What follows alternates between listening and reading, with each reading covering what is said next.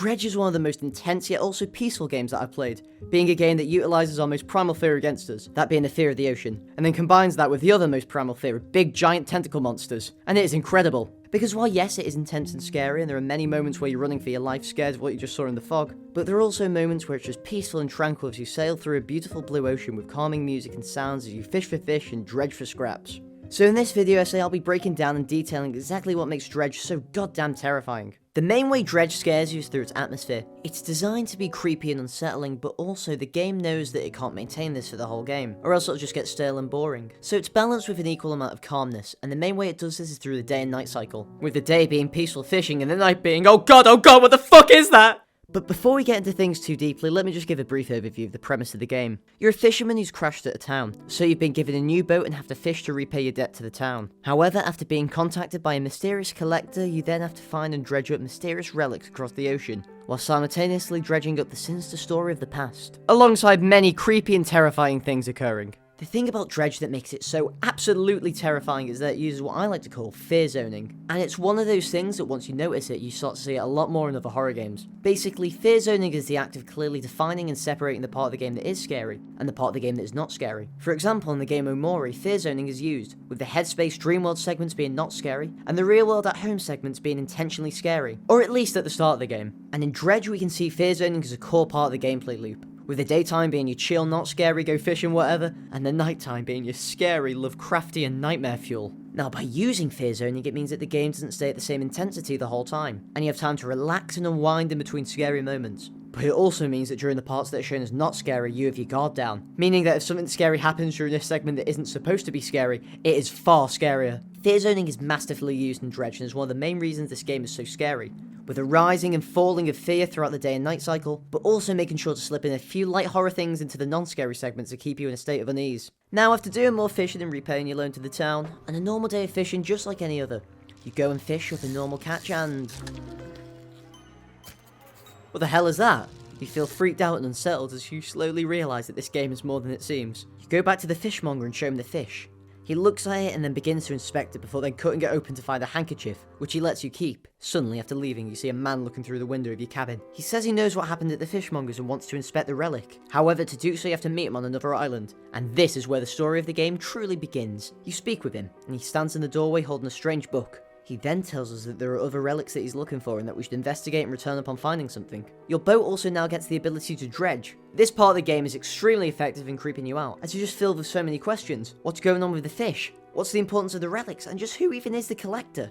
After finding the next relic, you return back to the collector. He seems frustrated, and he says that it seems the other relics are spread out further across the ocean. And so to make travelling easier, we gain a new ability. This ability is called Haste, which allows you to travel really fast. However, it's at a risk of damaging your engine. And it also increases your panic level. Oh shit, I forgot to talk about the panic level. Panic is a core gameplay feature of Dredge, being represented by this not at all creepy icon of an eye, which opens more and more and becomes more and more unsettling as your panic increases. Your panic increases either by being attacked by enemies, or by being in the dark for too long. However, you can decrease this by being in the light, or by sleeping. The panic mechanic is insanely useful in this game and is where a lot of the horror comes from. For example, all the unsettling things that happen at night is as a result of the panic. Things like rocks appearing out of nowhere, weird shadowy ships seen off in the distance, and an ominous red haze filling the screen. All these features make the nighttime much more frightening, and the fact that you have this slowly given to you in the form of your panic meter is amazing, as the more you stay out in the dark or use your abilities, the more the world is distorted, and the more you're in fear of what's going to come out the fog next. After talking with the collector, you're now off to the first of the 4 major areas of the game, the Gale Cliffs. And it's pretty uneventful really, so I'm just going to skip over it. It's probably one of the least scary areas of the game. Basically, you go to the area, there's a weird giant fish monster, then you go to a side quest and get the first relic. You then go back to the collector and get a new ability that allows you to teleport instantly back to him. This area is at the start of the game when it's still building up the horror, but things do really ramp up later on in the game. Anyway, after this, you head to the next area, the Stellar Basin. Also, did you know that only a very small percentage of viewers are actually subscribed? In fact, it's such a small percentage that if everyone that watched my previous video subscribed, I would have a silver play button right now, which is absolutely mental. So if you could subscribe and help me change that, it'd help me so much. Anyway, on with the video. First, I'll give a brief overview of what happens in this area, then I'll explain what makes it so terrifying. After a long day's travel, it begins to turn to the dead of night, and as you approach closer and closer, things get more tense. You then enter and see the blue glow of jellyfish, the calming view of the northern lights, and then you finally dock up and rest. The next day you get up and explore. All around the Stellar Basin are shipwrecks, whether it's old wooden ships or giant Titanic-esque ones. Also at night you can again see a giant crimson beacon of light firing out the depths of the centre of the stellar basin. Speaking of, in the middle of the stellar basin is a giant cavern going deep into the ground, contains a giant tentacle monster that will attack you if you stay near it. Now the plot for this area is pretty bare bones, so I'll just give a brief rundown. Just outside the main area there's a research station with a researcher there. She wants you to collect specimens for her, so you do and you return. As part of the research she gives you a new fishing rod that allows you to fish deeper in the ocean. So you fish in the direct middle of the chasm, the same spot where the giant beacon of light was, and you manage to get the next relic. And luckily you have the spell that lets you fast travel to the collector, and so when you return it to him you get a new ability that allows you to scare away monsters. And then you're sent to the next area, the Twisted Strand. The main way this area is scary is from the vast feeling of emptiness it creates. It's probably one of the most lonely areas of the game. There are no towns nearby and you have only 2 NPCs to interact with, and everything's just broken and destroyed like the town and the ship, and this is definitely one of the more unique areas of the game. Before you set off towards the Twisted Strand, you go back to Great Amara and talk to the lighthouse keeper. She tells us to remember that we're in control, and that if we have doubts we shouldn't persevere blindly, and that we can always look for an alternative path. This is her basically saying that we shouldn't fully trust or follow the collector, but what other choice do we have? It's not like this game has multiple endings or something, but I'm just not mentioning it right now as there's still more to go through before we get to that point. After that, you press on towards the Twisted Strand and again you get that feeling of emptiness again.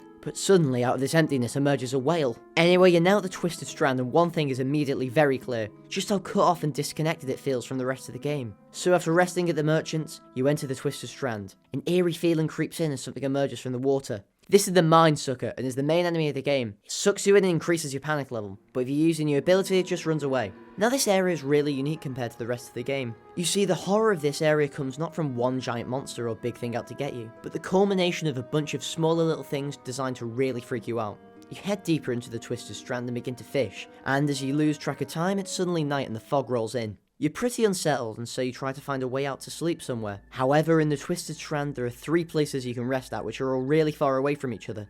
So as you navigate your way out, your panic increases and you start to move faster and more erratic with the haste ability. Then you start to see vines moving, your light flickers and then...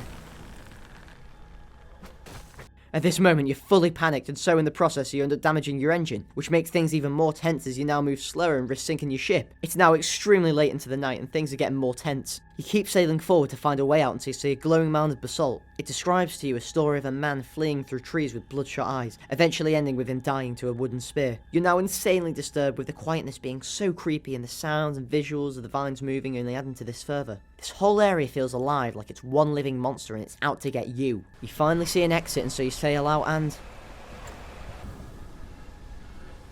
It's now the early morning, the night has passed, and a wave of unsettling relief rolls in as you can finally rest at a dock. This best shows just how intense things can get in the game, and this wasn't even a scripted event, and the whole winding nature of the Twisted Strand, making it so that you can't use your speed abilities freely or else risk crashing. The story of this area basically follows the idea of loss and not being able to move on. Basically, this guy, the airman, and his squadron went down in the fog, causing them to crash into trees or ditch into the water, and the ones that survived made it to the Twisted Strand. However, due to the harsh nature of it and the wrath of the Mind Suckers, they died one by one, and so the airman wants to avenge them properly, and so your goal is to help him kill all of the Mind Suckers, which results in him giving you another one of the relics that you need to collect. He originally also wanted you to take him back to civilization, but unable to move on, he wants to stay at the Twisted Strand to feel close to them still, and even asks us to find the dog tags of his now gone squadron. This links a lot with the full story of the game, but I'll come back to that later. But for now, you return to the Collector, and it's the same as all the other times really. You get a new ability, this one allows you to harvest a whole group of fish at once. He tells you that one more remains, and that all that's left to do is to go to the Devil's Spine.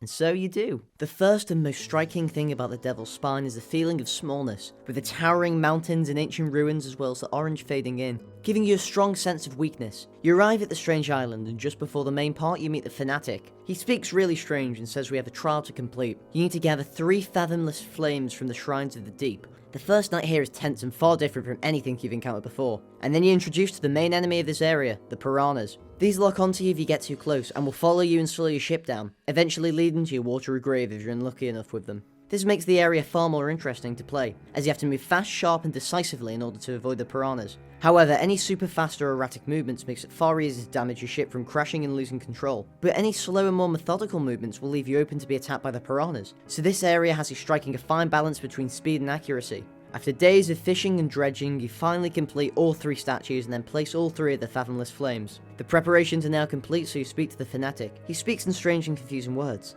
He takes out the antique pocket watch, being the last of the relics we need. He then begins to burn himself alive in the flames, and then you get the last of the relics that you need. Anyway, you return back to the collector and you deliver the last relic. The collection is now complete, and you're sent on one final mission. A final voyage where the collector joins you. You need to take all the relics with you and also wait until the cover of darkness.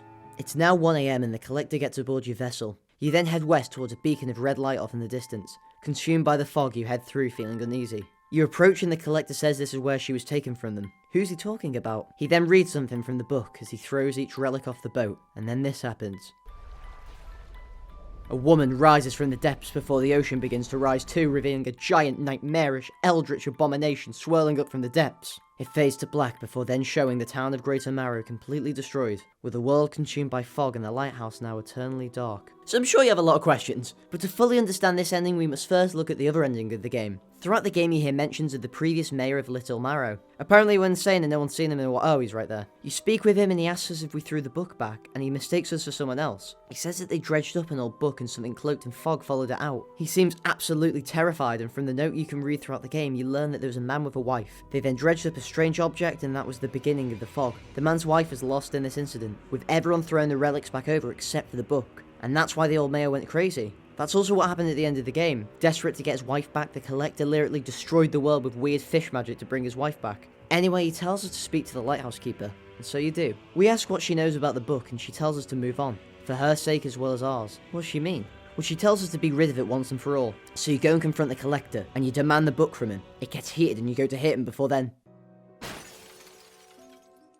It's revealed that we had been the collector the whole time. The door frame was in reality just a mirror, and this was the protagonist's way of coping with the loss of his wife. The whole time the story we've been piecing together has actually been about us. And that's what's so terrifying about this story, is that the grief-struck and tormented protagonist, lost and broken, literally destroyed the world just to see his wife one last time. Anyway, you speak to the lighthouse keeper. You say you have the book, and then you wait again till late at night, and you go back to the same location. This is the location where apparently it all began. And so you throw the book back. Your light flickers before then it zooms out as you are swallowed by a giant creature of the depths. The fog clears away, revealing a beautiful night sky. The world is safe and the legacy of the fog and loss has ended. The credits now show a thriving Great OMORI, with the fog-free night sky above. So in reality, the whole time the story of this game has been about loss and acceptance, with a bit of Eldritch flair on top, and may hold a lesson that through grief or loss we may begin to destroy ourselves and what's around us, and that the only way to break free from that is to reach acceptance, to confront that part of yourself and that part of your life and to accept the past, to clear the fog and finally begin to move on.